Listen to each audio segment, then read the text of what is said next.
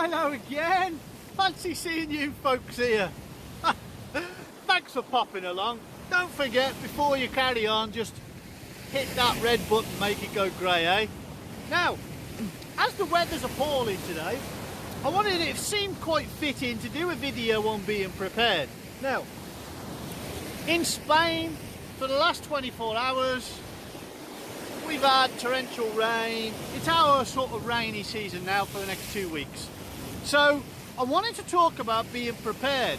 Now, when you're going through cancer or going through chemo or living with cancer or, you know, indeed after chemo or after, you know, after you've had all your treatments, you need to be prepared all the time. Now you can see I'm all dressed up for the occasion and I'm prepared. Now, before we go on, I want to tell you all about where we are. We are, I do find some peculiar places, right? This isn't very far from my house really. It's on the outskirts of Malaga in Spain. I'm on an old sea defence wall that's slowly corroding away with the smashing of the waves. And it just seemed quite fitting with the weather as it is to say or talk about being prepared. So, bear with me. So, the weather isn't great here, and I've had to be prepared. Now, all the way through chemotherapy, I had to make sure I was prepared at all times. You know, when I went out, I dived in a couple of videos at some point, and said that when I went out, I made it my mission to head to a particular lamppost. I made it my mission to head to a particular place. Made it my mission to get to a river in the rain. Now, when I did that going in the rain, I made sure I was prepared. Probably overdid it at that time because I was still very afraid of everything and, you know, life itself and not knowing if I'm going to get through the chemotherapy and all the rest of it. So, for me, I made sure I was prepared. Now, you've got to do the same. So, for instance, when it's sunny, you've got to be prepared. You have to make sure you've got the fitting clothes. You have to make sure you've got, you know, enough sun care lotion. You have to make sure you've got clothes to be covering up at all times. Make sure you've got a towel. Make sure you can find shade. You know, because it's not just the sun that gets you. It's actually the dehydration that gets you too. So getting in the shade does help. Now, for the sun, for me, I always go out generally with a hat. I don't wear it all of the time, but generally most of the time during the summer periods I wear a hat. So, you know, I do that. I also go out and I will take a long sleeve, you know, jersey t-shirt type of thing, just to cover my arms up. But I do put a lot of cream on, you know, make sure I'm protected. You can see today, you know, I'm covered up. You can't forget, what you can't forget about is the rest of your body. So obviously my head's like a bit of a solar panel, so I have to keep that, you know, covered in cream all time, pretty much. So the rest of your body, you know, for when you go out with shorts and flip-flops and things like that, you've got to make sure you've got enough protection to be able to cope with the, I don't know, the eventualities or, you know, or whatever might happen. For instance, you could burn your legs, you could cut yourself. Now, I've been out with my wife, it was last year, we were walking along the road and I stubbed my big toe on a manhole cover in the road, in the pavement. Now in Spain, on the side of the road, they're not very good at, you know, I mean, they're getting on top of it now, but they're not very good at, you know, making things very level for you to walk over. Now, I was wearing my flip-flops, I stubbed my toe.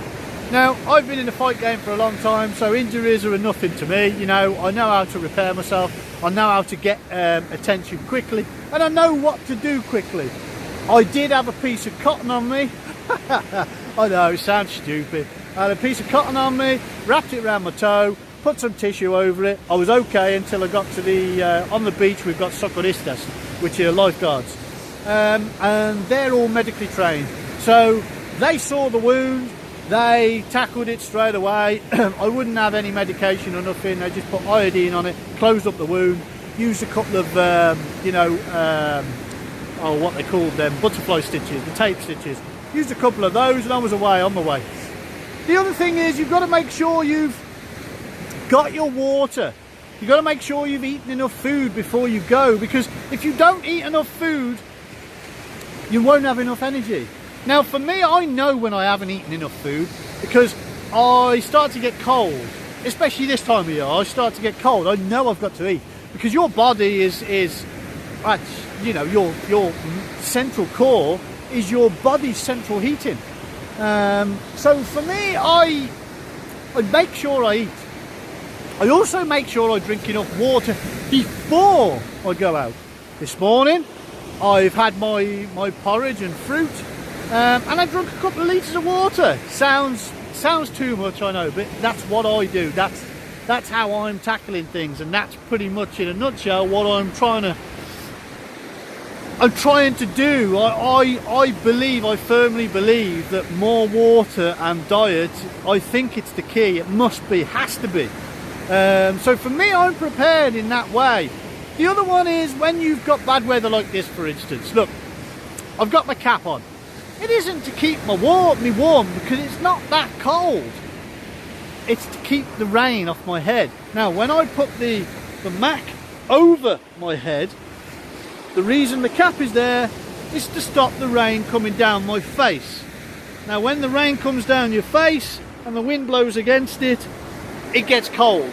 So you'll start to get ill, you've got a snotty nose, it gets in your eyes, you might get an infection from rubbing dirt in your eyes and stuff like that. You've just got to be prepared, different things. And for me, that's the sort of things I've learned. These are the sort of things I like telling people, to be honest. You know, if you've got dirty hands from being on the beach and you rub your eyes, it's a no-brainer. You'll probably get some sort of, I don't know, not an infection, some sort of soreness or, you know, a sty in your eye or something. If you've got a cut or a spot on your face that's knocked its head off during the day and you've rubbed your dirty hands on it, you know, whilst you're out, you're going to get a sore or a bit of a swelling or, you know, or maybe even an infection. So being prepared, I've always got an antiseptic wipe on me. I've always got one of them small little bottles of antiseptic lotions. I'm prepared. And it sounds stupid, even coming out today, because I know the ground is wet. I know when it's absolutely hammering it down over there. And when it comes, because I like the rain, I love it. When it comes, I've got like hiking boots on, okay? So when it comes, my feet are protected too. You know, you can't forget about the rest of your body. Just because you're covering your head and your middle core, you can't forget about the rest of your body. You've still got to look at the rest of your body. So that's, you know, that's the rain pretty much talked about. That's the sun talked about. Now the cold. Now in the UK at the moment, they're experiencing something between 6 and 20 degrees below, okay? And it's very cold. When I'm in that situation, obviously I make sure I'm wrapped up warm. The other thing, this is something I learned in Canada. I was in Canada for a short spell. Something I learned in Canada is don't exaggerate your exercise. Don't do too much and make yourself sweat or make yourself, you know, porous. Don't do too much, because what happens is the cold comes through your clothes, and you know, in Canada it'll freeze your sweat. In the UK it just makes you feel bloody cold. So just got to make sure in the cold you don't do too much, you don't exert too much energy. So nice and slow, nice and gentle. The other one is, a big thing that I did in the cold is I used a scarf around my face, you know, covering my mouth.